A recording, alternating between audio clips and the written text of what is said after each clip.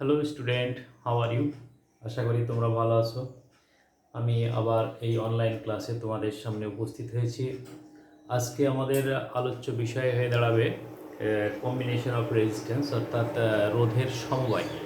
রোধ সম্পর্কে আমরা ধারাবাহিক ক্লাসের আজকে এই পর্যায়ে আমরা রোধকে দুইটা পর্যায়ে পর্যালোচনা করব। একটা হচ্ছে বেসিক লেভেল, আর একটা হলো অ্যাডভান্স লেভেল। তো বেসিক লেভেলে যেগুলো থাকবে সেগুলো হচ্ছে যে এই রোধের সমবায় যেটা আছে, শ্রেণী সমবায়, সমান্তরাল সমবায়, তুল্য রোধ, এগুলো দেখব আমরা, এগুলোর কিছু এক্সাম্পল দেখব। আর অ্যাডভান্স লেভেলে যে দেখব যে বিভিন্ন কম্বিনেশনের মাধ্যমে আমাদের ইকুইভ্যালেন্ট রেজিস্ট্যান্সের মান কিভাবে বের করতে হয়, বা বিভিন্ন সমবায়ের ক্ষেত্রে ইকুইভ্যালেন্ট রেজিস্ট্যান্সের মান বের করার নিয়মটা কী, তাদের বিভিন্ন বর্তনীর বিভিন্ন ব্রাঞ্চে তড়িৎ প্রবাহ কিভাবে বের করতে হবে, এই সমস্ত বিষয়গুলো নিয়ে আমরা আলোচনা করব। তো প্রথমে দেখি আমরা যে কম্বিনেশন কাকে বলে।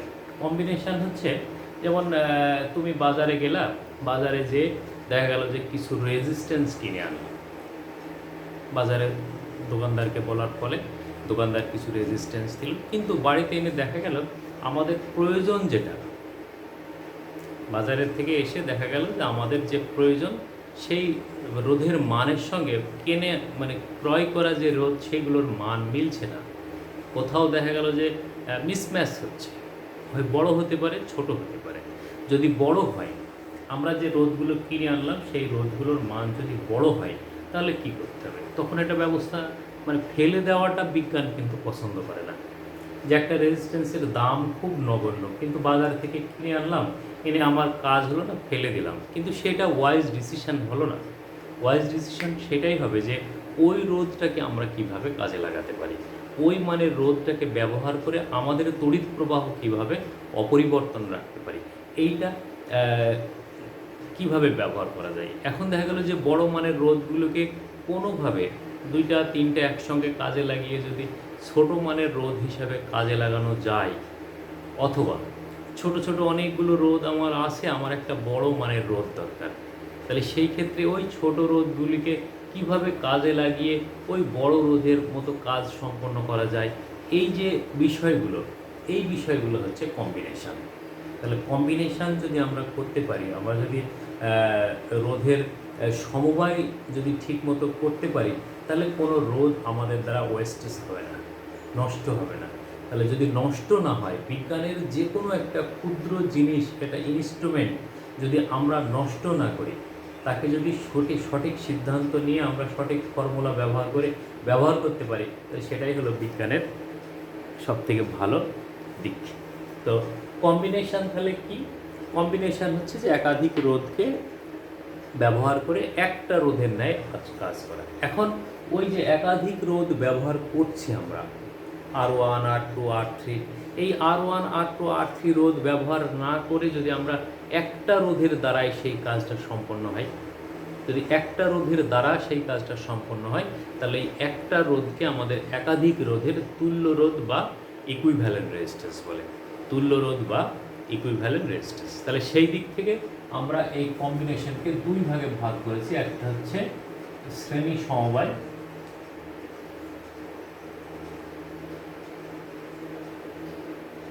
Series combination,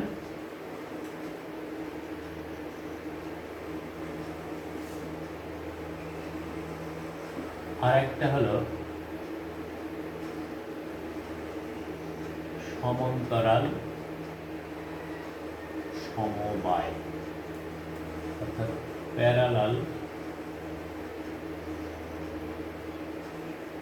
combination.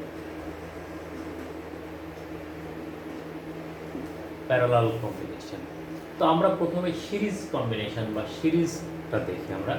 তো সিরিজটা কি বলছে? শ্রেণী সমবায়, যেটা এক নাম্বার। শ্রেণী সমবায় বলছে যে একাধিক রোধকে যদি এইভাবে ব্যবহার করা হয় যে একটার শেষ আর একটার শুরু, একটার শেষ আর একটার শুরু, এইভাবে যদি আমরা যোগ করি, তাহলে দেখা যাবে যে এরকম একটা বর্তনী পাচ্ছি আমরা। এই তিনটা রোধকে যদি আমরা এইভাবে যুক্ত করি, আমরা একটা বহি বিভবের সঙ্গে যুক্ত করে দিলাম, একটা সুইচ লাগিয়ে দিলাম, এটা R1, এটা R2, এটা R3, এটা ভি, এটা সুইচ কে। এই সুইচটা যদি আমরা অন করি, এই সুইচটা যদি আমরা অন করি, তাহলে দেখা যাবে যে এর ভিতর দিয়ে আই পরিমাণ তড়িৎ প্রবাহ চলছে। তাহলে এই আই প্রবাহ R1, R2 এবং R3 এর পথের যেহেতু আর কোনো বিকল্প পথ নেই, একটাই পথ, শ্রেণী সমবায়ে যদি আমরা রোধগুলোকে যুক্ত করি তাহলে একটাই পথ তৈরি হয়, তাহলে সেই পথের মধ্য দিয়েই আই প্রবাহ প্রবাহিত হবে। তাহলে হয় এখানে এসে আমাদের ব্যাটারি নেগেটিভ প্রান্তে আছে। এখন এই আই প্রবাহের ফলে R1 এর মধ্যে একটা বিভব তৈরি হবে, সেই বিভবটা হচ্ছে কত, V1, এখানে একটা বিভব তৈরি হবে V2, এখানে একটা বিভব তৈরি হবে V3। তাহলে এই দেখা গেল আমাদের এই R1, R2, R3 প্রত্যেকের মধ্যে আলাদা আলাদা করে একটা বিভব তৈরি হচ্ছে। তাহলে এই বিভবটা আসলে কোনটা? এই বিভবটা এই ভি বিভব এখানে বিভাজিত হয়ে V1, V2, V3 এইগুলো তৈরি হয়েছে। আমরা যদি এই V1, V2, V3 বিভব না চাই, আমরা তো একটা বিভব চাই, তাহলে সেই একটা বিভব পেতে গেলে আমাদের এইখানে এমন একটা রোধ ব্যবহার করতে হবে, এইটা, যেটা যেহেতু এর সিরিজ আমাদের এইটা, তাহলে তড়িৎ প্রবাহ কিন্তু অপরিবর্তনশীল রাখতে হবে। তাহলে তড়িৎ প্রবাহ অপরিবর্তন রেখে যদি আমরা এই আরগুলোকে একটা রোধের মাধ্যমে রিপ্লেস করি, তাহলে সেই একটা রোধ অর্থাৎ এই আরএস যেটাকে আমরা বলছি, এই আরএসটা হবে R1, R2, R3 equivalent series resistance, মানে সিরিজে যোগ করার ফলে ইকুইভ্যালেন্ট রেজিস্ট্যান্স। তাহলে এই আরএস এর মান বের করতে হবে। এইটা আর এই সার্কিটটা ইকুইভ্যালেন্ট সার্কিট। প্রবাহের মান যদি অপরিবর্তিত থাকে তাহলে সেটা ইকুইভ্যালেন্ট সার্কিট।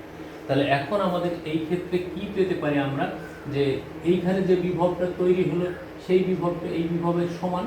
তাহলে এখানে বিভব যদি ভি হয়, তাহলে আমরা কি বলতে পারবো যে এই V is equal two V1 plus V2 plus V3, V is equal two V1 plus V2 plus V3। তাহলে V ইজ ইকুয়াল টু কত? V ইজ ইকুয়াল টু এই IRS is equal two IR1 plus IR2 plus IR3। কেন? যেহেতু V is equal two IR। এখন I উভয় পক্ষ থেকে চলে গেল, তাহলে RS is equal two R1 plus R2 plus R3। এই যে RS, এই RSটাকে তাহলে এই তিনটার যোগ হবে। তাহলে এখানে যে RSটা পেলাম আমরা, এই RS হবে এই R1 plus R2 plus R3 যোগ হবে। তাহলে এখন যদি অনেকগুলো রোধ থাকে, n সংখ্যক রোধও থাকে, তাতেও সমস্যা নেই। তাহলে তখন আমাদের RS is equal two R1 plus R2 plus R3 plus dot dot dot dot RN। এইভাবে লিখবো আমরা। প্রবাহের মান কিন্তু অপরিবর্তিত থাকতে হবে। তাহলে প্রবাহের মান অপরিবর্তিত রেখে একাধিক রোধকে একটা রোধের মাধ্যমে উপস্থাপিত করার প্রক্রিয়াটা হচ্ছে রোধের কম্বিনেশন, আর এই একটা রোধকে বলবো আমরা তুল্য রোধ, ইকুইভ্যালেন্ট রেজিস্ট্যান্স। ঠিক আছে, এবার আমরা প্যারালালটা দেখি। 2 নাম্বার প্যারালাল কম্বিনেশন। তাহলে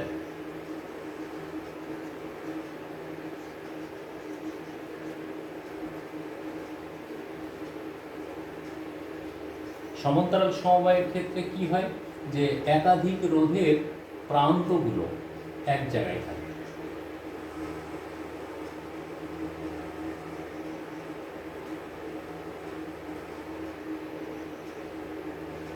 এই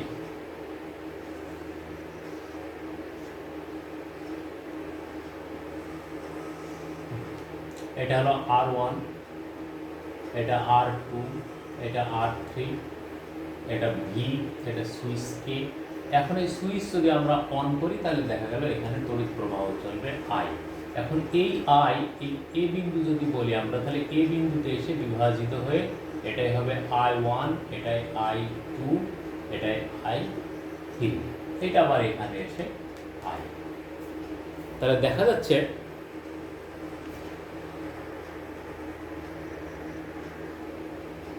দেখা যাচ্ছে যে এইখানে এই আই বিভাজিত হয়ে I1 I2 I3 হয়েছে। এখন আমরা এই R1 R2 R3 এখানে যেমন V1 V2 V3 পেলাম, এখানে কিন্তু সমান্তরালের ক্ষেত্রে বিভব বিভাজিত হয় না। প্রত্যেকটা সমান্তরাল প্রান্তের মানে দুই প্রান্তের বিভব পার্থক্য একই থাকে।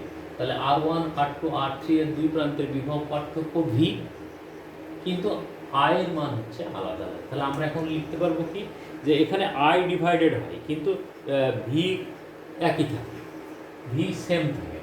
তাহলে এখন আমরা এটাকে কি বলতে পারবো, যে I is equal two I1 plus I2 plus I3, এটা লিখতে পারি। তাহলে এখন আমাদের জানি কি I is equal to V by R। তাহলে এই যে আইটা পাচ্ছি আমরা, এই আইটা এমন একটা তড়িৎ প্রবাহ যে এই তিনটা প্রবাহের সমষ্টি। তাহলে প্রবাহের সমষ্টি যদি হয়, তাহলে এখানে আমাদের যেটা পাওয়া যাচ্ছে বিভব তো সবার জন্যই এক। তাহলে এমন একটা রোধ যে রোধের তড়িৎ প্রবাহটা এই তিনটা প্রবাহের সমষ্টির সমান হবে। তাহলে এখন আমরা লিখতে পারি অতএব ভি বাই আর, সেইটাকে আমরা বলবো parallel, is equal to V by R one plus V by R two plus V by R three, বা one by R P is equal to one by R1 plus 1 by R2 plus 1 by R3। এটাই হলো আমাদের সমান্তরাল সমবায়ের তুল্য রোধের মান। তাহলে সমান্তরাল সমবায়ে ইনভার্স হচ্ছে রোধগুলো, তার মানে কমে যাচ্ছে। আর শ্রেণী সমবায়ের ক্ষেত্রে আমাদের রোধের মান কিন্তু বেড়ে যাচ্ছে। তাহলে যেখানে আমাদের রোধের মান বেশি দরকার, সেখানে আমরা কি করব, রোধের মানগুলোকে যোগ করব।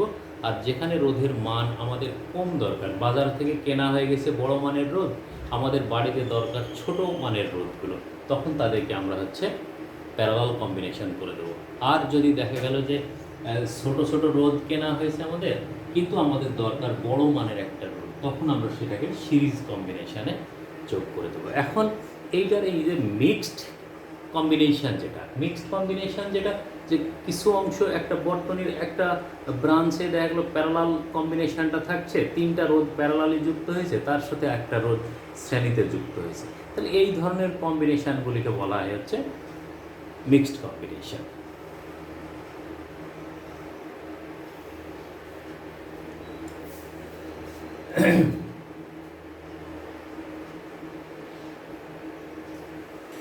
আমরা এরপর একটা এক্সাম্পল দেখি একটু।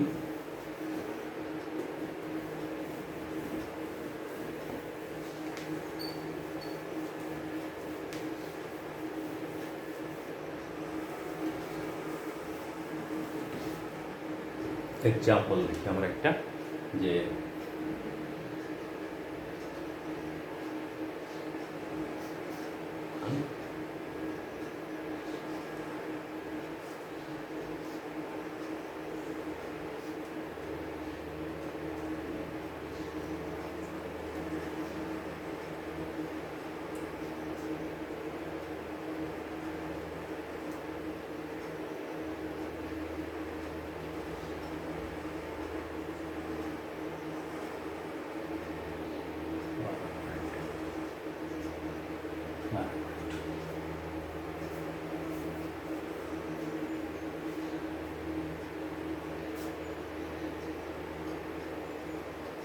R1 ও R2 এর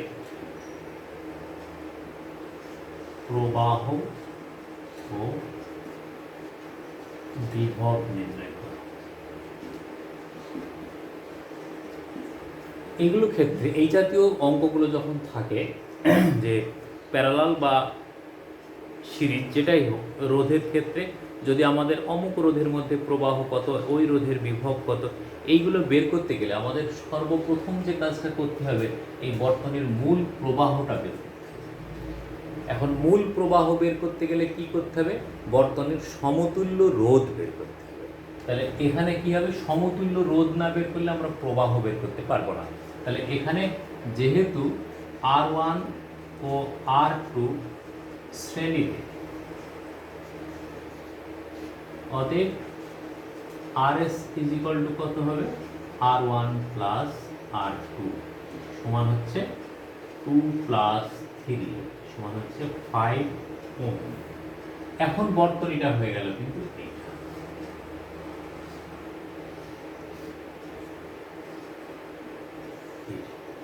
এটা যদি হয় এইটা হলো আমাদের RS, এটা হলো V, এটা হলো I।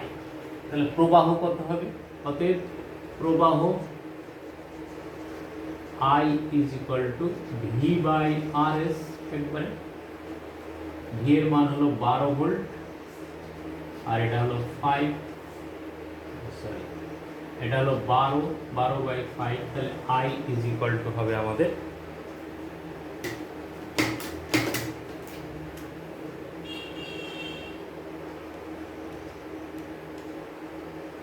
2.4 অ্যাম্পিয়ার। এখন এই 2.4 অ্যাম্পিয়ার প্রবাহ R1 এর মধ্য দিয়েও প্রবাহিত হবে, R2 এর মধ্য দিয়েও প্রবাহিত হবে। তাহলে R1 এবং R2 এর প্রবাহ এটাই। R1 এর বিভব কত? R1 এর বিভব V1 is equal two I R1। তাহলে I এর মান হলো 2.4 ইন্টু 2 সমান হচ্ছে 4.8 ভোল্ট। R2 এর মধ্যে কত হবে? R2 এর বিভব V2 সমান I R2 সমান হচ্ছে 2.4 ইন্টু 3 সমান হচ্ছে 3 দুগুণে 6, 7.2 ভোল্ট।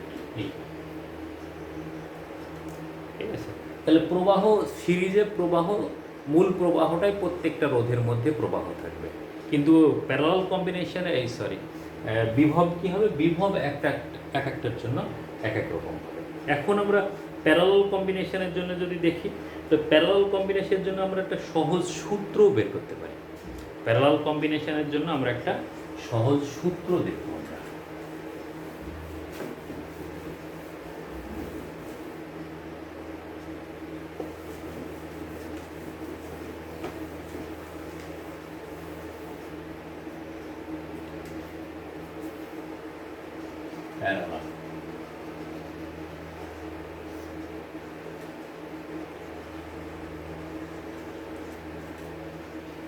প্যারালাল কম্বিনেশনের জন্য আমরা দেখি যে এই রকম যদি থাকে,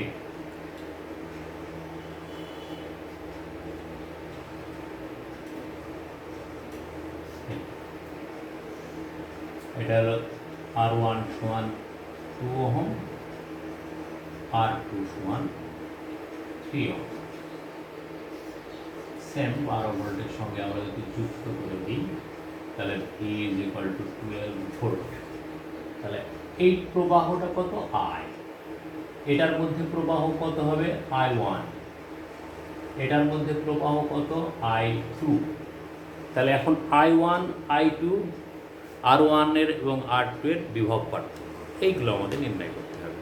তাহলে এইগুলো করার জন্য আমাদের যেটা দরকার বা আমরা যেটা করব সেটা হচ্ছে যে এই ব্রাঞ্চ এবং এই ব্রাঞ্চ, এখানে যদি আমরা A বলি, এটা যদি আমরা B বলি, তাহলে A এবং B এই দুই প্রান্তের বিভব কিন্তু সমান। এই দুই প্রান্তের বিভব পার্থক্য কিন্তু সমান। তাহলে সেই ক্ষেত্রে আমরা বলতে পারি এটাকে যে এই বিভবটা যদি VAB বলি, তাহলে VAB দুই প্রান্তের বিভব এইটা সমান কত? এদিক দিয়ে যদি আমরা লিখি তাহলে I1 R1, আবার এদিক দিয়ে যদি বলি VAB, এটা সমান তাহলে কত? I2 R2। তাহলে এটার ক্ষেত্রে I1 সমান কত? VAB by R1। এটার ক্ষেত্রে I2 সমান VAB বাই R2 পেলাম। তাহলে এখন এই I1 অনুপাত I2 ইজ ইকুয়াল টু কত? VAB divided by R1, VAB divided by R2, বা I1 অনুপাত I2 is equal two 1 by R1 অনুপাত 1 বাই R2। থ্রু, এটা তাহলে দেখা যাচ্ছে সিরিজে প্যারালালে যতগুলো রোধ থাকবে প্রত্যেকটা রোধের প্রবাহের সাথে তার রেসপেক্টিভ রোধের ইনভার্সলি প্রপোর্শন, অর্থাৎ I1 অনুপাত I2 সমান 1/R1 অনুপাত 1/R2, n সংখ্যক যদি থাকে 1/R3 1/R4 dot dot dot 1/Rn, এইভাবে হচ্ছে আমাদের চলতে থাকবে, এইভাবে আমাদের চলতে থাকবে। তাহলে এই সূত্রটা আমরা পেলাম, এই সূত্রটা। এখন এই সূত্রটা ব্যবহার করে আমরা এইটার সমাধান করব। তাহলে তার জন্য আমাদের মূল প্রবাহের মান আমরা বের করে নিতে পারি। তাহলে যেহেতু এইখানে এই অঙ্কটার ক্ষেত্রে, স্পেসিফিক অঙ্কের ক্ষেত্রে যেহেতু R1 প্যারালাল R2, অতএব 1/Rp is equal two 1/R1 plus 1/R2 সমান হচ্ছে 1/2 প্লাস 1/3, অতএব Rp is equal two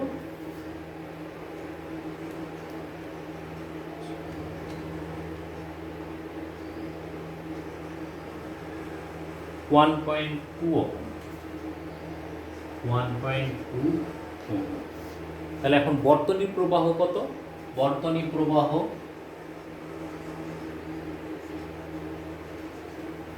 I is equal to V divided by RP, তাহলে V এর মান হচ্ছে 12 divided by 1.2, তাহলে I is equal to 10 ampere।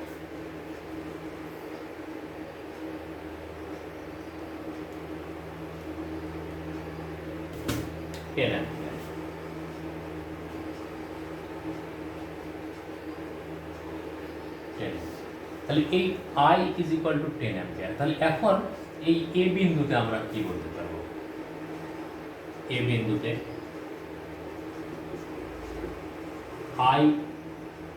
I1 plus I2 is equal to I, বা I1 plus I2 is equal to 10, এটা বলতে পারবো আমরা। I1 plus I2 is equal to 10।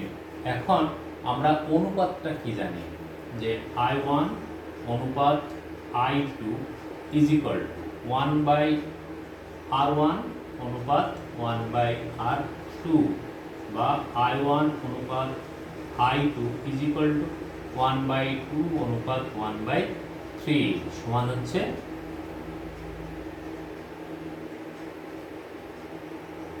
3 অনুপাত 2। তাহলে এই অনুপাতগুলোর সমষ্টি কত হচ্ছে? 3/5। এখন আমাদের I1 এর সূত্র যেটা, অতএব R1 এর প্রবাহ I1 is equal to কত হবে, যে এই 5 দিয়ে আমরা কোনটাকে ভাগ করব? 10 কে।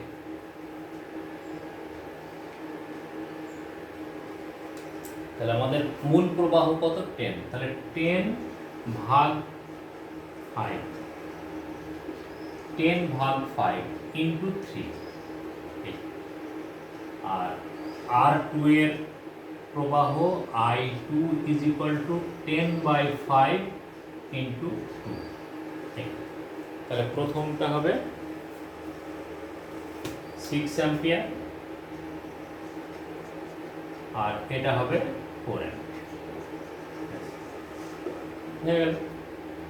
এইটা আপাতভাবে একটু ভিন্ন রকম মনে হলেও এই নিয়মটা যদি আমাদের জানা থাকে, তাহলে জটিল যে সার্কিটগুলো থাকবে, অনেকগুলো রোধ থাকবে, যেগুলোর ক্ষেত্রে প্রত্যেকটার জন্য আলাদা আলাদা করে I1 I2 বের করতে আমাদের হাঁপিয়ে যায় আমরা।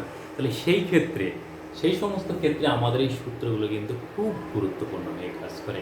যদি আমরা এই সূত্রটা মনে রাখি, একটা বড় সার্কিট দিল আমাদের বিভিন্ন অ্যাডমিশন টেস্ট বা প্রতিযোগিতামূলক প্রশ্নের ক্ষেত্রে অল্প সময়ে যখন আমরা এটা সমাধান করার চেষ্টা করবো, তখন এই সূত্রগুলো আমাদের খুব কাজে আসবে। ঠিক আছে? তো